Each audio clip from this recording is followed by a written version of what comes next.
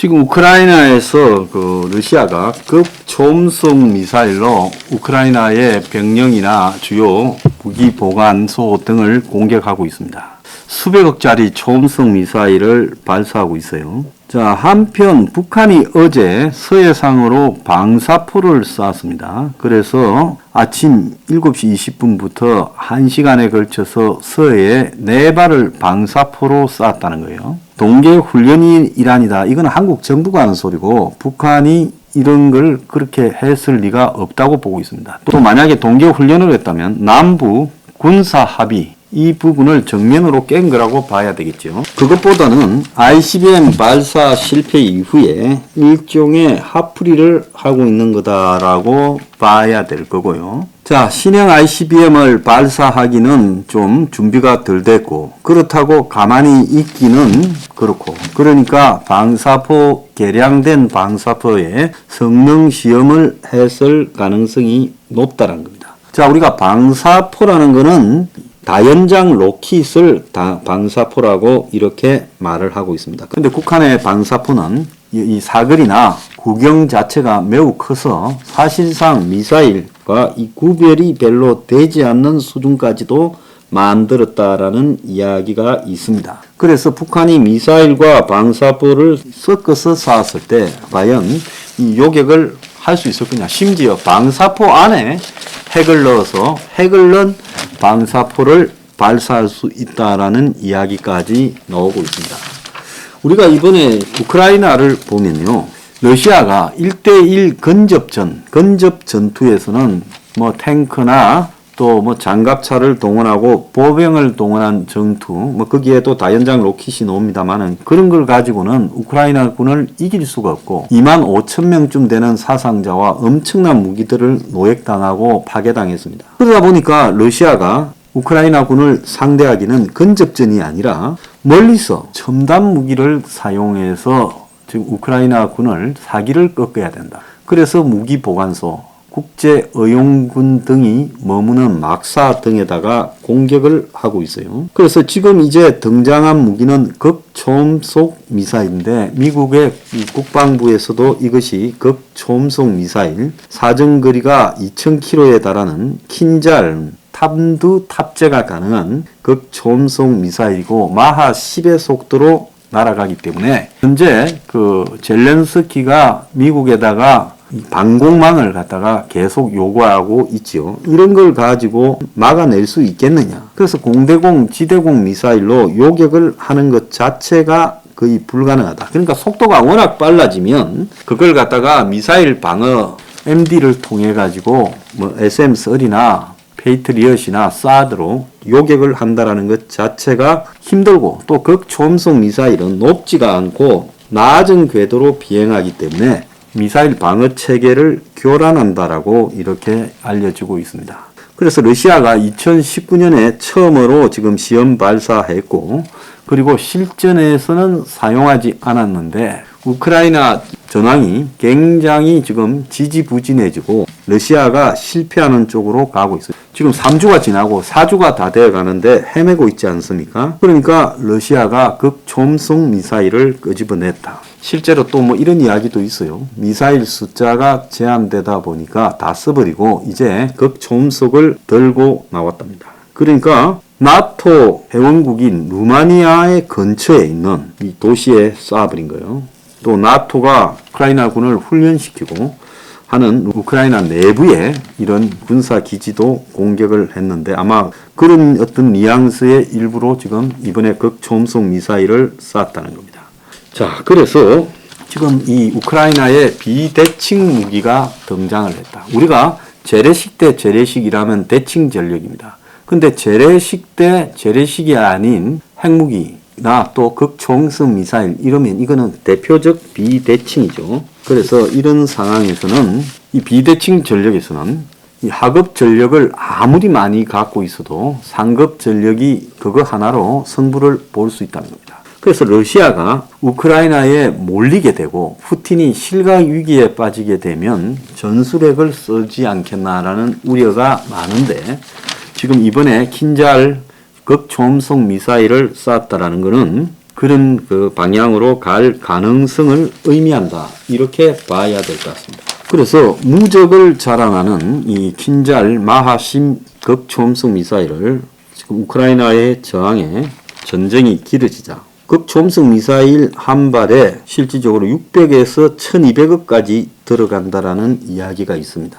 그래서 이 러시아가 이렇게 많은 돈을 들이면서 저런 미사일을 쏘는 것은 아마 우리가 너네들을 이기려면 얼마든지 이길 수 있지만 지금 현재 재래식 전력으로 너네들하고 감당해 주고 있는 것이다. 정 안 되면 이 비대칭 전력이 등장한다라고 푸틴이 젤렌스키에게 협박하는 부분이다라고 봐야 될 것 같습니다. 자, 그래서 우크라이나가 굉장히 1대1 전투에서 키이우나 주요 도시에서 선전을 하고 있어요. 마리우폴이 함락 직전이라 하지만은 설사 저게 함락된다 하더라도 우크라이나는 더 버틸 수 있고 러시아가 우크라이나 땅을 점령해서 젤렌스키 정권을 축출시키는 것은 이제 물 건너 갔다라는 겁니다.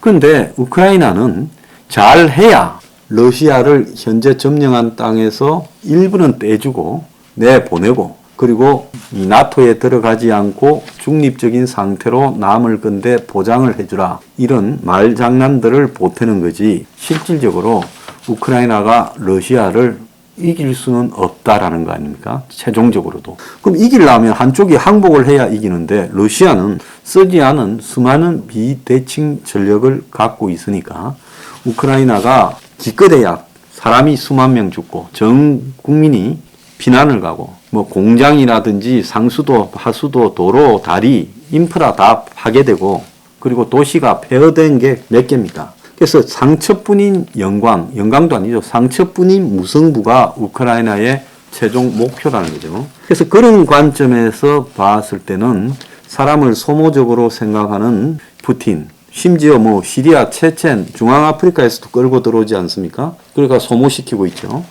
이런 푸틴과 그다음 국가의 뭐 이 재정 고갈이나 또 민간 기업들이나 러시아 국민들의 피해를 전혀 생각하지 않는 독재자.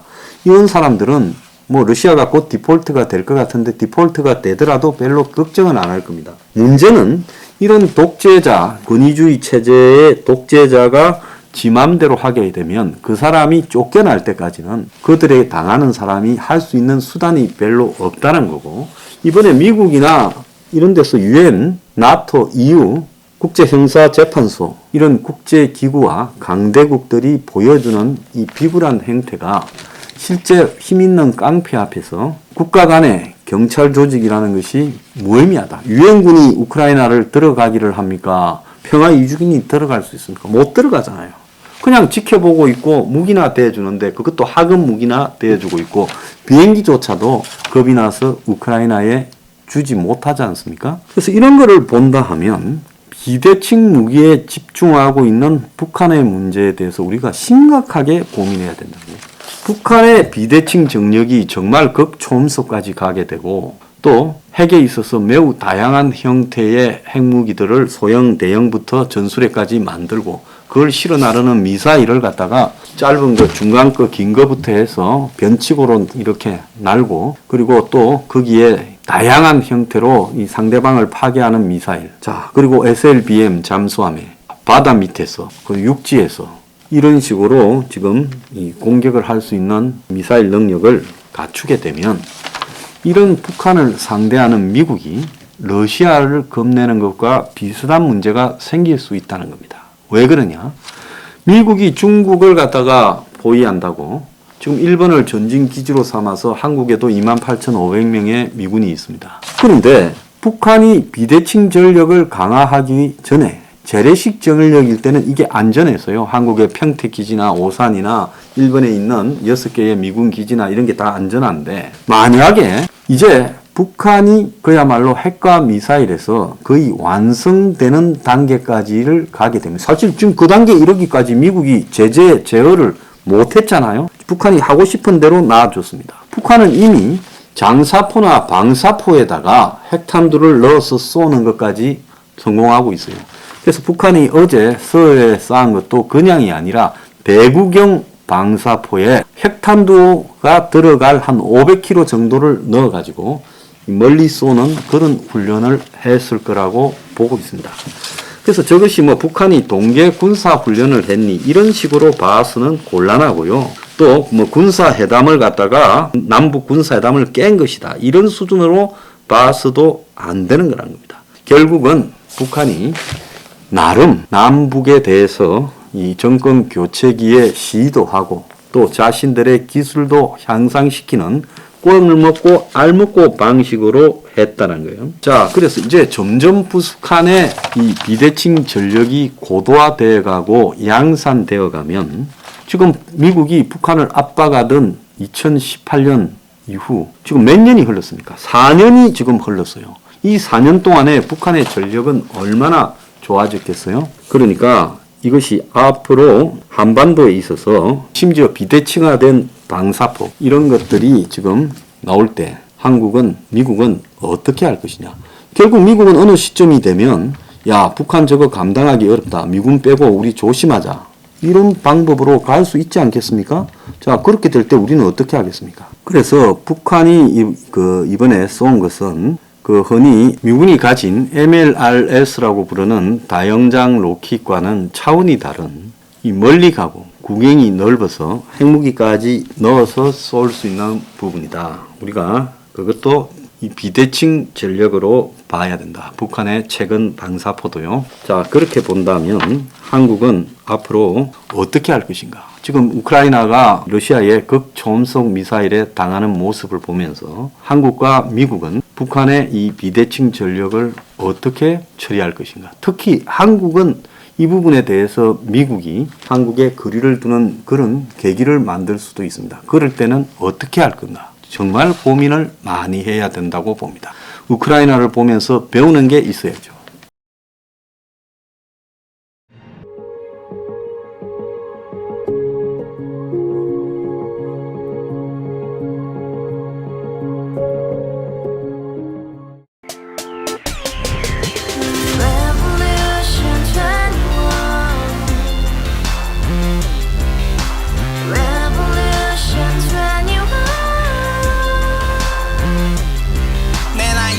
월세 30 코인빚만 300 서울에 온 지 벌써 10년 아둥바둥 버텼지만 여전히 난 반지 하에 제왕 곰팡이 연문제약 내비랭 깡통 망통 완전히 폭망 고시원 창문만큼 작아진 내 꿈 연애 결혼 내 집 모든 게 헛꿈 1년 전 떠난 여친 울며 말했지 같이 써봤자 평생 가본 게 꼭꼭꼭하지 가바후스 700 나도 소유주 가바후스 700 나의 소주 택시기사 우라부지 마트 캐셔 울어무니 우리 집안 다 털어봤자 후줄 그래 개선민 내미래 거기서 팍 끝난 거지 팍더 이상 노력 따윈 괴물이 스펙 찾아서 말리 비오는 날 알바 잘려 맨날 학원 날 개쳐 발려 밤비 내리는 양화대교 홀로 걷고 있을 때 현수막에 아로 새겨진 평당 700짜리 아파트 다같이 소리 질러 혁명 21 가바후스 700 나도 소유주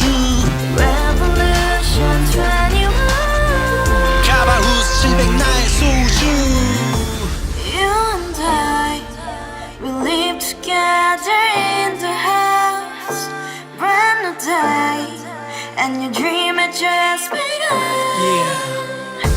Revolution 21 only hope and happiness 너의 곁에 내가 영원히 지금까지 정치인들 입만 열면 찝찝찝 개소리 멍멍멍 쳐다 하면 뻥 잘난 부모 만나 잘난 학교 나오면 뭐하나 우동살이 꽉 찬 대가리 깡통 소리 통통 저 푸른 조원이의 그림 같은 집을 짓고 평상사천 팔면 뭐해 평생 살 수 없는 집 내 미래 내 꿈 희망 퀵살아나는 집 우리의 미래 혁명 21 Revolution 21 가바후스 700 나도 소유주 Revolution 21 가바후스 700 나의 소주 Revolution 21 가바후스 700 너도 소유주 Revolution 21